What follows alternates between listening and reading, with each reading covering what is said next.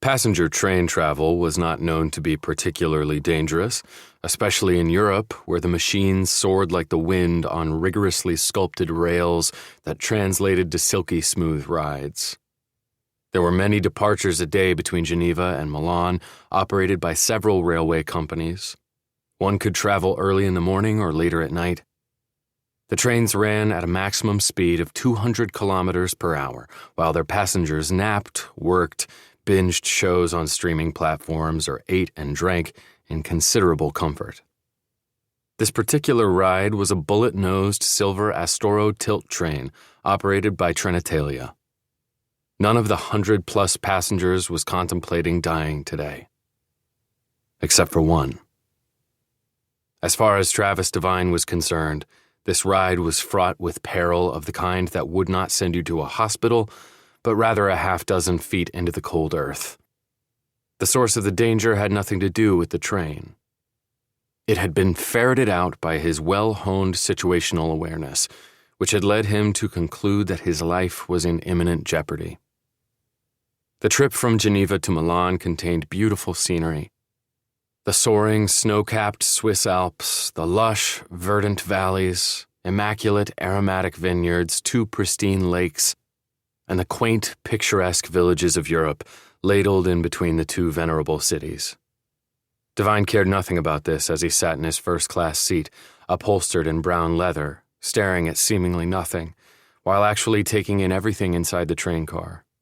And there was a lot to observe. Devine checked his watch. On some trains, this trip could take 5 hours and a quarter, but he was on an express ride that would do it in just under 4. He had 90 minutes of that trip left, and maybe that same number of ticks to live. Devine would have preferred a packed train car, but his tight escape from Geneva had not allowed for any latitude on the travel time, and this early in the morning there were only 3 other passengers in the first-class car. The attendants had already been through checking tickets. Despite this being first class, food was not served at the seat, but there was a dining car between the first and second class sections. The attendants were now off somewhere else, as the train had settled into the second half of its journey south. Alpha, Bravo, and Charlie. It was how the former U.S. Army Ranger Devine referred to the 3 other passengers. 2 men, 1 woman. Not passengers, at least not to him. Adversaries, bogeys, the enemy. The men were sitting together in seats facing each other, forward of Devine's position near the front of the car. The woman was on the other side of the aisle, 2 up from him. She looked like a student. Textbooks stacked high, a bulky rucksack and a storage rack behind her. She was drawing something in a sketchbook. But Devine had been fooled by people posing as students before. The men wore thick overcoats against the climate just outside the slender train windows, overcoats that could hide a lot.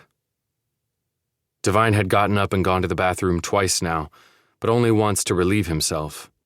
The other was solely for recon. He had also gotten some food in the dining car and brought it back to his seat. Each time after returning, Devine had glanced at his gear bag, which was behind him on a luggage rack. And the third time, he saw what he thought he would. On his phone, he brought up his train's journey, saw its exact route, its progression, and most critically, its timing. Of particular note was the Simplon tunnel, which they would enter after passing through the Swiss town of Brig. When they exited the tunnel, they would be in Italy. The article he was now reading said that the tunnel was 12 miles long and would take the train 8 minutes to pass through. The tunnel had opened in 1906 and had given its name to perhaps the most famous train in the world, the Simplon Orient Express.